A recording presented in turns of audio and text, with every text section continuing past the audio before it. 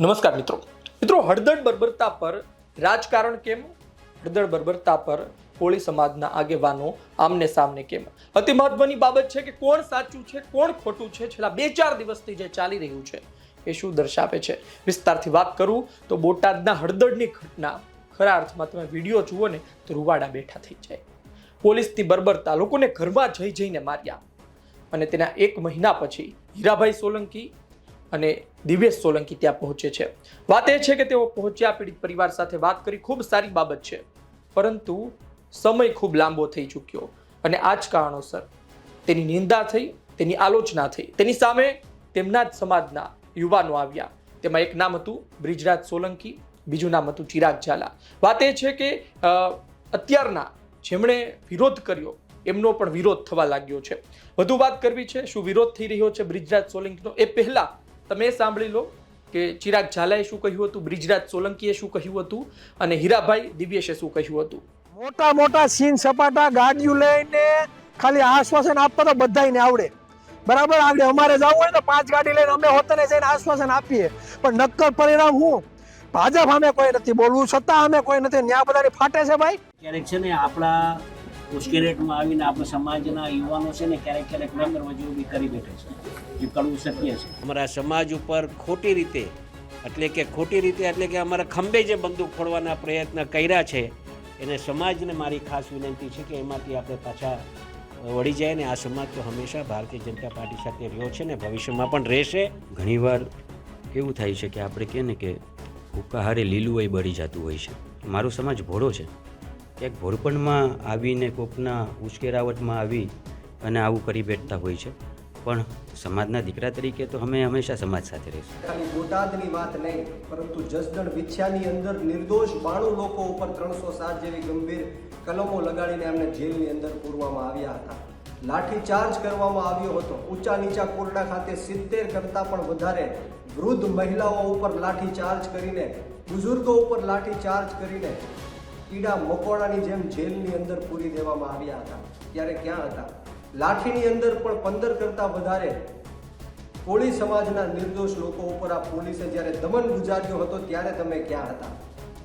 આ બોટાદ કડદા કાંડને લઈને આ લોકોને પોલીસ કસ્ટડીમાં 2 દિવસ સુધી જમવાનું નહોતું આપ્યું, પાણી પણ નહોતું આપ્યું, પગમાં ચપ્પલ પણ પહેરવા માટે નહોતા આપ્યા. ત્યારે તમે ક્યાં હતા? જો તમને ખરેખર આ સમાજની ચિંતા હોત તો તમે બીજા જ દિવસે આ પરિવારની મુલાકાત લે, તેમને આર્થિક સહાય આપે, એમની માટે વકીલો રોકીને આ કેસ ઉપર કામ કરાવડાવે. આપણે સાંભળ્યું, કારણ કે આમ તો તમે જુઓ કે એ લોકોએ ખૂબ મોટી વાતો કરી હતી, પરંતુ આપણે ટૂંકમાં જે મહત્વની બાબત હતી એ આપને દર્શાવી દીધી, આપને સંભળાવી દીધી. હવે તમે એ સાંભળો કે જેઓએ વિરોધ કર્યો ત્યારબાદ કે ભાઈ આટલા દિવસ તમે ક્યાં હતા, જ્યારે અન્ય લોકો ત્યાં હતા, વાત કરતા હતા, પીડિત પરિવારની મુલાકાત કરતા હતા, ત્યારે તમે ક્યાં હતા? ને તમે હવે જામીન મળવાના નજીક છે ત્યારે તમે આવી ગયા. જોકે બ્રિજરાજ સોલંકીએ વાત કરી હતી કે જામીન મળવાના નજીક છે 19 તારીખે. આમ તો વાતમાં પણ દમ હતો, વાત સાચી પણ પડી કે 19 તારીખે 6 લોકોને જામીન મળી ચૂક્યા છે, જેમના જામીન મૂકવામાં આવ્યા હતા. એટલે કે જામીન નજીક હોય અને તમે મહિના પછી એ વિસ્તારની મુલાકાત લો તો બેશક સવાલ તો થાય. પણ સાંભળો તેમનો વિરોધ કેવો થઈ રહ્યો છે. હળદર ગામની મુલાકાત અને મીટિંગ સભા એ કોઈ રાજકીય સભા નહોતી, ફક્ત ને ફક્ત સમાજની મીટિંગ હતી. આ મીટિંગમાં તમામ પાર્ટીના લોકો ત્યાં હાજર હતા, ચાહે આમ આદમી પાર્ટી હોય, ભારતીય જનતા પાર્ટી હોય કે કોંગ્રેસ, સૌ સમાજના લોકો જે તે પાર્ટી સાથે જોડાયેલા ત્યાં હાજર હતા અને સમાજની પરિસ્થિતિ જાણવા માટેનો પ્રયત્ન કર્યો હતો.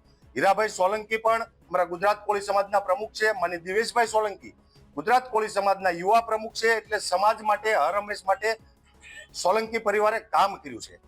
ત્યારે સસ્તી લોકપ્રિયતા મેળવવા માટે, સોશિયલ મીડિયામાં વિડીયોઝ અને રીલ બનાવવા માટે બ્રિજરાજ સોલંકી એ ક્યાંક ને ક્યાંક એ મીટિંગનો વિરોધ કરવામાં આવ્યો છે. એના માટે થઈ અને અમારા રાણપુર તાલુકા અને બોટાદ જિલ્લાના સૌ આગેવાનો અહીંયા ઉપસ્થિત થઈ અને મીડિયા સમક્ષ અમારે રજૂ થવું પડ્યું છે. વર્ષો પહેલા, આજથી 30-35 વર્ષ પહેલા તમે જે ભાવનગરમાં રહ્યો છો, તમારા પૂજ્ય પિતાશ્રીને પૂછજો કે ભાવનગરની પરિસ્થિતિ શું હતી. એ માનની પુરુષોત્તમભાઈ સોલંકી, હીરાભાઈ સોલંકીના આવવાથી અને આજે સમાજની પરિસ્થિતિ કેટલી આગળ આવી છે. પુરુષોત્તમભાઈ સોલંકી એટલે કોળી સમાજનું હૃદય સમ્રાટ છે. ગુજરાત કોળી સમાજના હરેક વ્યક્તિના દિલમાં પુરુષોત્તમભાઈ સોલંકી, હીરાભાઈ સોલંકી અને દિવ્યેશભાઈ સોલંકી વસેલા છે. કોળી સમાજનું એક વટવૃક્ષ છે. ત્યારે હું ભાઈ ગુજરાત સોલંકીને આજે કહેવા માંગીશ કે આ વટવૃક્ષની ડાળી પકડીને ક્યાંક ને ક્યાંક તમે પણ આગળ આવ્યા છો. આજે કોળી સમાજના હૃદય સમ્રાટ અને એમના પરિવાર વિરુદ્ધમાં જ્યારે તમે બોલવાની વાત કરી રહ્યા છો અને આવું બોલી અને સસ્તી પ્રસિદ્ધિ મેળવી અને ચમકવાની વાત કરી રહ્યા છો, તો ભાઈ તમે જે પ્રકારે એન્ટ્રી કરી રહ્યા છો એ ફિલ્મી દુનિયામાં અને રીલમાં આવે, ક્યાંય ને ક્યાંય રિયલમાં ન આવે. રિયલ માટે પુરુષોત્તમભાઈ સોલંકી સાહેબ, હીરાભાઈ સોલંકી સાહેબ અને ભાઈ શ્રી દિવ્યેશભાઈની જેમ જમીન ઉપર ઉતરીને કામ કરવું જોઈએ. બિજરાજ સોલંકી એક નિવેદન આપ્યું હતું કે હળદળ ગામની જે મુલાકાત થઈ છે, મુલાકાતની અંદર એક તક અને રસ લેવા માટે આવ્યા છે અને 1 મહિના સુધી આ લોકો ક્યાં હતા? આ વાતનો એક હું જરૂર ખુલાસો કરીશ આપના સમક્ષ. જે દિવસે હળદળ ગામની અંદર દુઃખદ ઘટના બની હતી, એ કાળા દિવસની વાત કરીએ ત્યારથી લઈને આજ તારીખ સુધી હળદળ ગામના લોકોને, ભારતીય જનતા પાર્ટીના લોકો, કોંગ્રેસ સાથે જોડાયેલા સમાજના આગેવાનો, આમ આદમી પાર્ટી સાથે જોડાયેલા સમાજના આગેવાનોએ હર હંમેશા જ્યાં જરૂર પડી ત્યાં માર્ગદર્શન આપ્યું છે. જે દિવસે ઘટના બની હતી એ દિવસની રાતથી જ તે કુંવરજીભાઈ બાવળિયા સાહેબ, હીરાભાઈ સોલંકી, દિવ્યેશભાઈ સોલંકી, રાજેશભાઈ ગોહિલ, મયુરભાઈ પટેલ, આ લોકોએ જ્યાં જરૂર પડી ત્યાં લોકોને મદદમાં અને માર્ગદર્શન આપ્યું હતું. એ દિવસથી શરૂઆત થઈ ગઈ છે. તો આ મહિના પછી આવવાનો કોઈ વાતનો કોઈ ઉલ્લેખ નથી, આ વાત કોઈ તથ્ય નથી. હળદળ ગામે જે બિજરાજ સોલંકી આવ્યા હતા અને એવું કહેતા હતા કે ભાઈ સમાજને અમે ઉપયોગી, અરે સમાજને તું શું ઉપયોગી બને? બનવા વાળા તો બનીને કોઈ કહેતા પણ નથી અને સમાજનું કામ કરી જાય છે. ધારો કે હીરાભાઈ આવ્યા હતા, પુરુષોત્તમભાઈ હતા, એ તમને કહેવા નથી આવતા કે સમાજનું મેં કામ કરી છે, પણ એ સમાજના એવા અડીખમ ભોગ છે જેની આપણે કદી એને ભૂલી ન શકાય. અને તું ભાઈ તું આજકાલનો બાવો પાને પગાવતી જતા કરીશ તે મનમાં સમજે શું? સમાજને હું તારે ગેરમાર્ગે દોરવા છે?